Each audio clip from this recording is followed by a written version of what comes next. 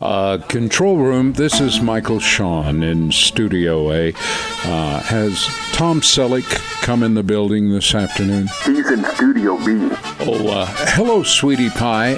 Have you seen our guest? I heard Tom Selleck's in Studio B. I was invited to Studio B once. They have lunch in Studio B. Come on, guys. We're producing the Free Range Texan podcast, our show at 18PR's top studio, Studio A, with all the high-budget guests and with me. Don't tell Michael, but I saw the mariachis in Studio B. Would you start this show? 7. Start the clock. 6. Stand by, Eddie Bay 1. 5. Stand by, sweetie pie. 4. Bring Studio Mike's hot. 3. Stand by, Michael Shawn. 2. Roll music. 1.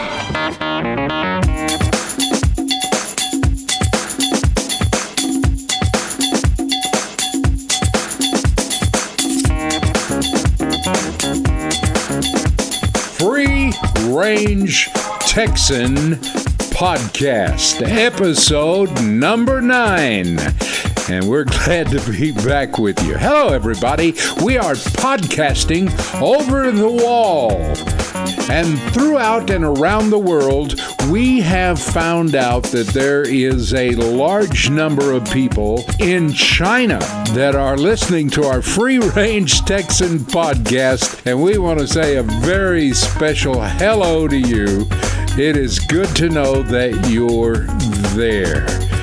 Free Range Texans everywhere you go, and apparently now there are some in China. Hey, coming up on the show today, we got Joe Taylor, a special guest on the show today. He is with Mount Blanco Fossil Museum. Joe is one of the premier guys that goes out on these dinosaur digs around the world. He's got some great stories, and Joe's going to be on the show coming up. Also, while Joe is more of an unexplained files kind of guy, in the heroes and heroines department, we have the story of Charlie War Eagle. That's coming up on today's show. And like always, we end up at the campfire. It's Free Range Texan Podcast. Let's get ready to ride.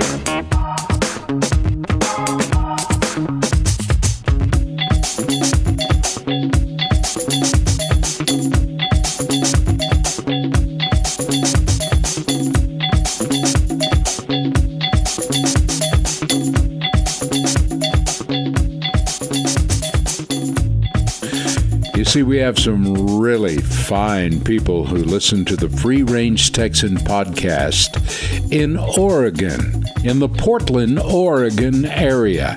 For those of you folks outside the United States, that is in the northwestern United States, and is just drop-dead gorgeous country and some of the best fishing of anywhere on earth. Anyway, to our friends at Portland, Oregon, we got your message.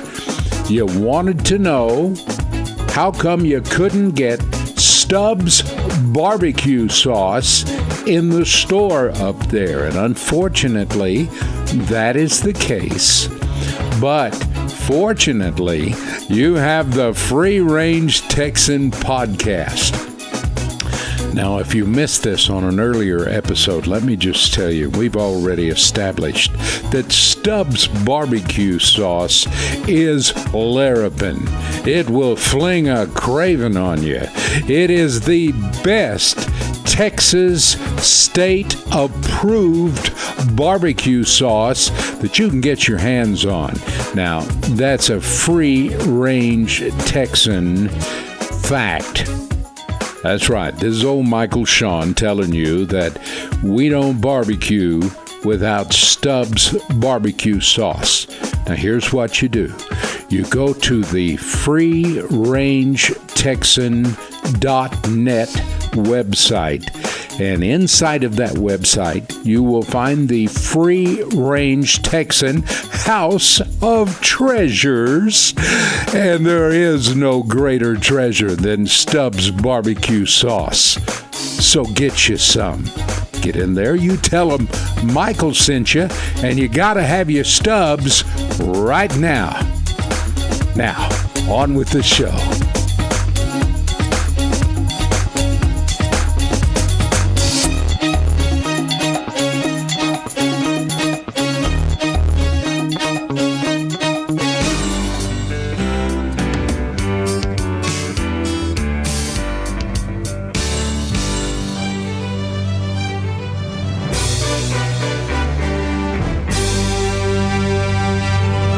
Thanks, Roger Dykes, for enlightening us with a good story. It goes like this. My son was flunking out of college, so I told my son, "You will marry the girl that I choose." He said, "No." I told him, "She's Bill Gates' daughter." He said, "Yeah, okay." I called Bill Gates and said, "I want your daughter to marry my son." Bill Gates said, "No." I told Bill Gates that my son is the CEO of the World Bank. Bill Gates said, "Okay." I called the president of the World Bank and asked him to make my son the CEO. You guessed it, he said no.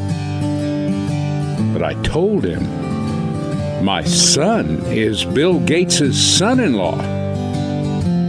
He said, okay.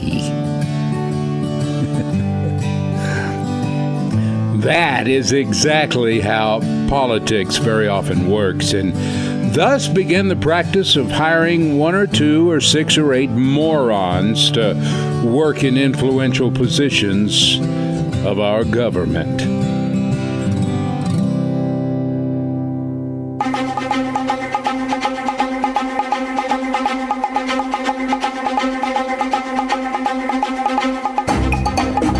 Before we go to our next interview, let me tell you about a fella that I have known for, I guess, 30 years or so.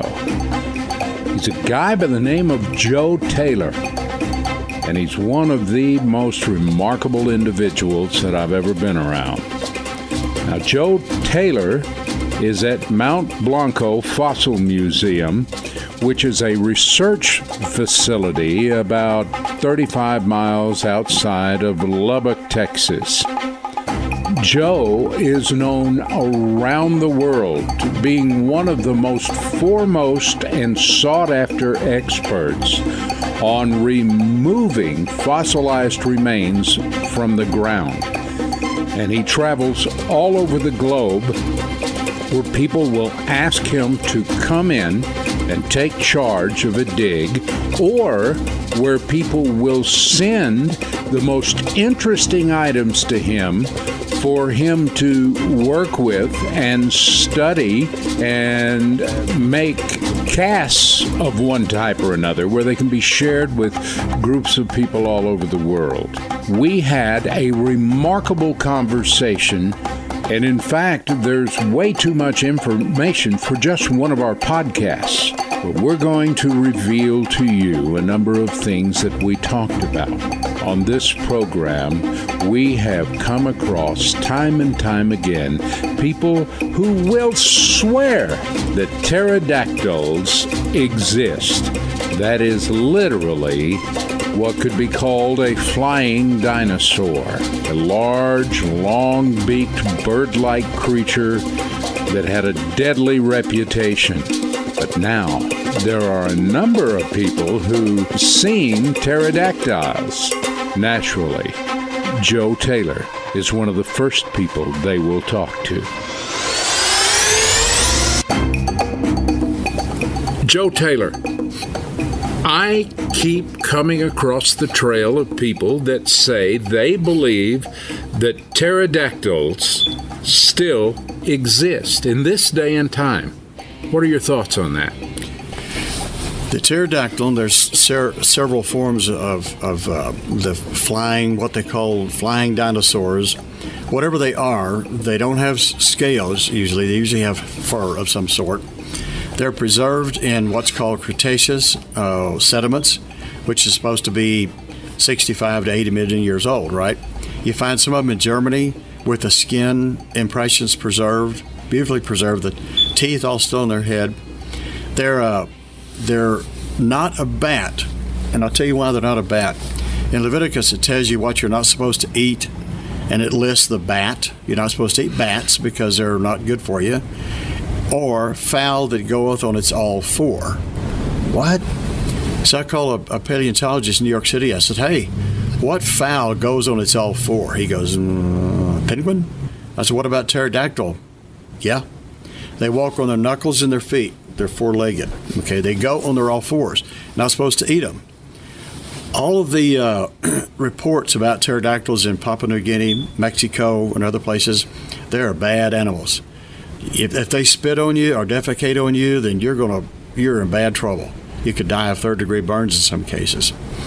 So I had this great interview twice with this young Mexican fellow over here, and he just wanted me to know. He saw my dinosaur bones. He said, I want to tell you, I saw this thing. This is like 25 years ago maybe, over on 651. He's standing out there having Kool-Aid in the afternoon after supper. Down 6051 comes this thing, with these giant wings, and it just travels on down, gliding on down with a little bit of help from its wings, goes on down towards the canyon where 651 goes. And I said, can you, did it? He said, how big are its wings? He said, they're about 5 feet. The body's about 3 feet wide, which probably just because you're seeing it stretched out, right? And he drew the tail. Now, I didn't coach him. I didn't give him, I said, could you do me a drawing? So he draws a pterodactyl with the wedge shape, the diamond shape on its tail. And that's accurate. That's accurate, yes. I said, and he did it the second time. I interviewed him here a couple months ago. Do the same thing, although not as good a drawing because he's drawing on a brick ledge. But got it twice. He just saw this thing flying down the road. Now, here's the thing. He wasn't trying to convince me he saw this thing. You'll never convince me he didn't. He wanted to convince me it's probably down there in the canyon on one of those caves. Yeah. Let's go find it. Well, he's probably right. And there's more of those stories.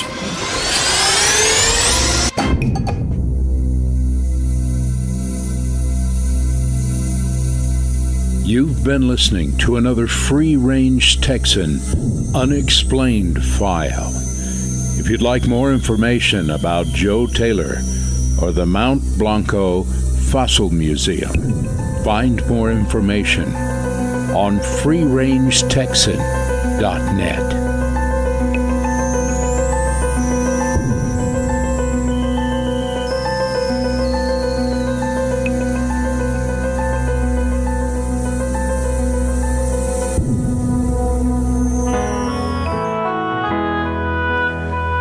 I'd like to visit with you for just a moment.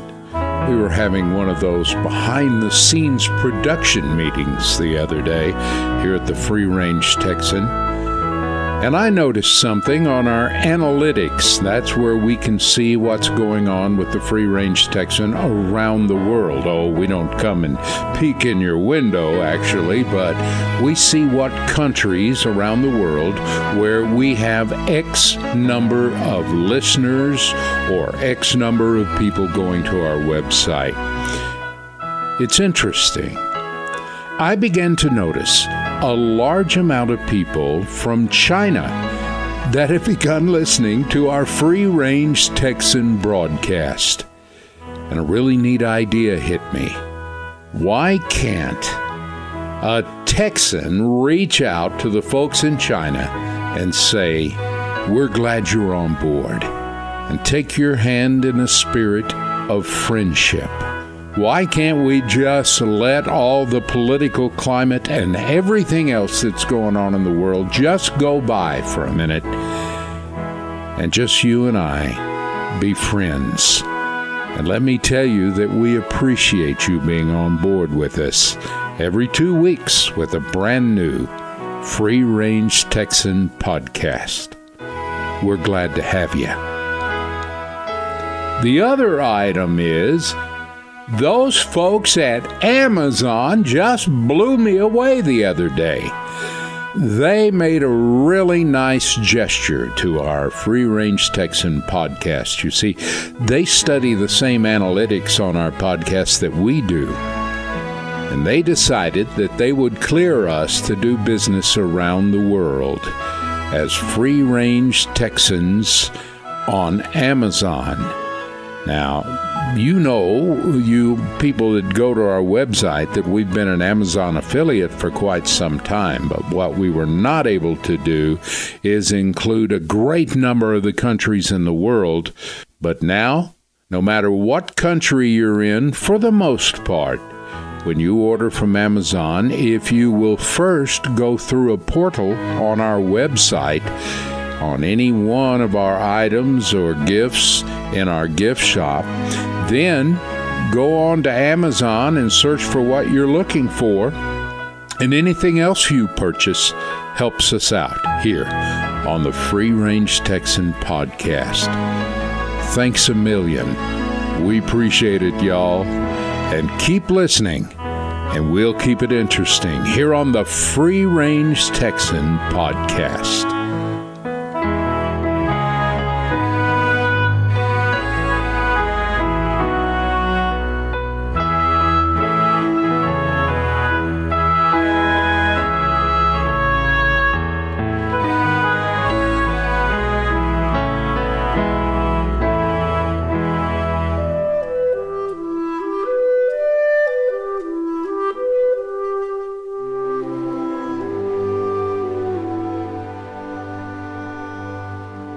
And now it's time for another edition of our Heroes and Heroines File.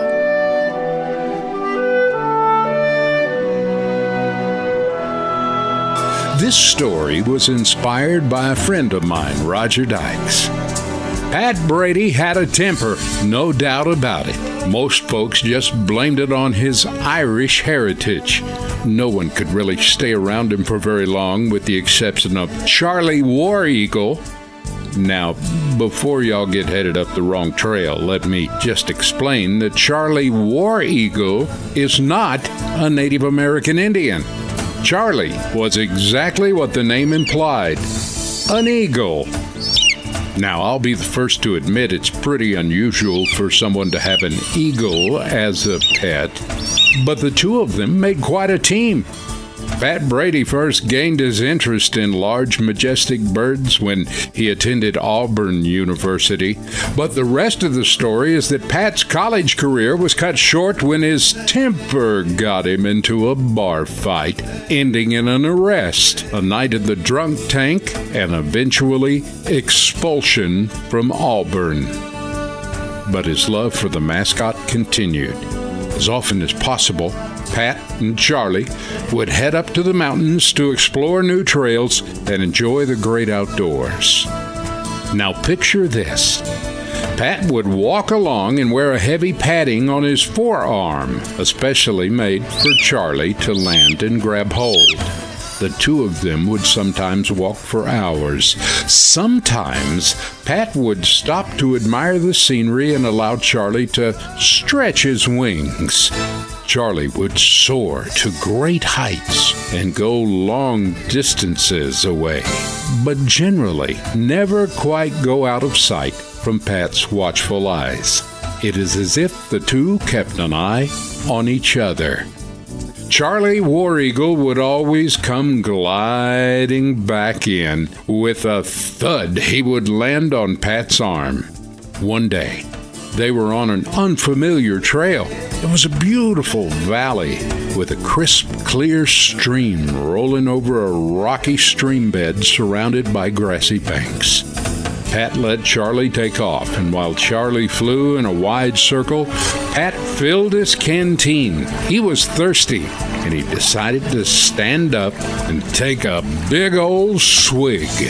As he lifted the canteen and started to drink, bam!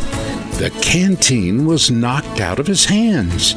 Pat whirled around and saw that it was Charlie doing something he'd never seen Charlie War Eagle do. Pat reached down to pick up his canteen, and Charlie, who had landed this time on the ground about 10 feet away, flapped his wings and jumped on the canteen, not letting Pat pick it up. About then, the moan and groan of a four-wheel drive pickup pulled up beside them. It was the rancher who owned the land that they were on. His window was rolled down, and without getting out of the pickup, he said, "Smart bird." He went on to explain that that particular stretch of stream had been severely contaminated, polluted from mine waste runoff just up around the bend.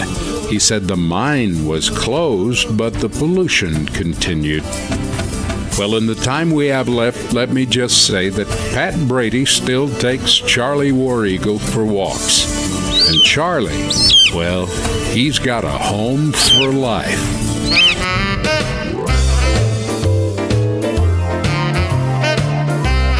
All right, everybody, hold your horses just a minute here. Oh, for you folks in China, hold your horses is just something we say in Texas. It means wait up a minute, okay? Here's the thing. It's going to be chilly out this evening, and we're going to the campfire. Oh, for you folks in China, let me tell you that chilly means it's going to be kind of cool. The temperature's going to be kind of low. So you got to wrap up.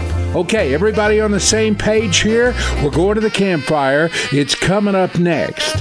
Before we go there, let me remind you, if you haven't done your snapshot, you need to get it done and send it in to info@freerangetexan.net. We want to put folks all over the country, all over the world, and let them have a presence on our blog. And tell us who you are, where you're from, and anything else you think's any of our business. And we'll be glad to put you up on the freerangetexan.net blog so that we can get a look at you there and say hello to all the folks from around the world listening to our podcast. It's fixing to be campfire time.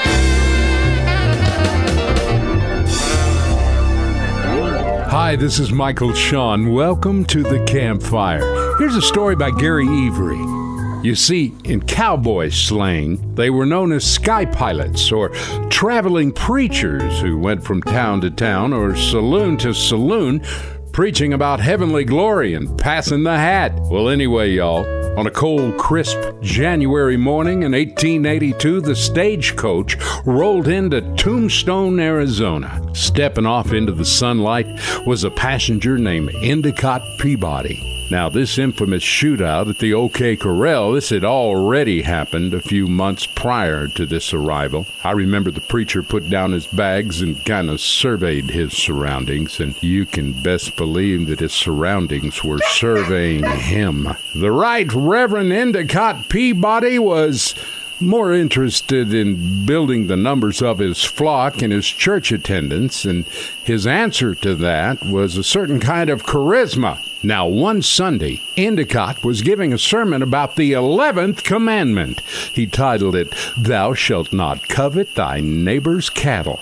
Well, it was long about the end of the sermon when a plainly upset cowboy lunged over the top of the pews, charging towards the pulpit. In all honesty, folks, the cowboy was a suspected cattle rustler. Anyway, he felt the only purpose of Endicott's sermon was to embarrass him in front of the whole town. Truth is, the sermon was not intended for just the cowboy. Fact is, there was several suspected rustlers in the congregation. If the Reverend Peabody's words embarrassed the rustler, then perhaps that was one of the mysterious ways that the Lord worked. And perhaps the rustler, the alleged rustler should consider mending his ways. Anyway, y'all, the veins in his forehead throbbed and spit flew from his mouth as he shouted at the pastor. "Wait a minute," Endicott Peabody said. "If you're thinking on starting a fight, then let's follow some proper rules." Well, clearly, folks, it immediately followed that there would be a public boxing match fought by Marcus of Queensberry rules. And like any self-respecting preacher, he threw in that they should sell tickets. And the money goes to the local orphanage. Well, the cowboy pondered the offer, and he realized that with an audience in attendance at the boxing match, he could extract his revenge in front of the entire town. And so he agreed. It was decided the match would happen on Sunday morning, and sure enough, quite a crowd gathered. Wagers were made. The opening bell was rung. Now, honestly, folks, Endicott Peabody began to backpedal immediately.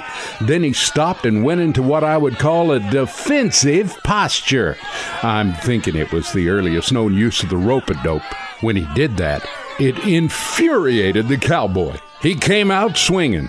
Still, Pastor Peabody stood still, keeping his hands in front of himself. Well, now, friends, you can fast forward this story to the third round.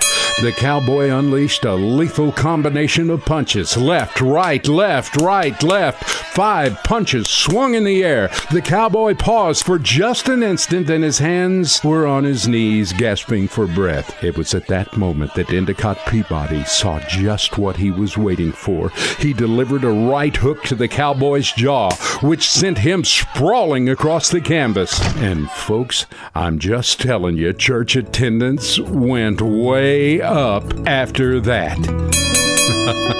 I'm Michael Sean.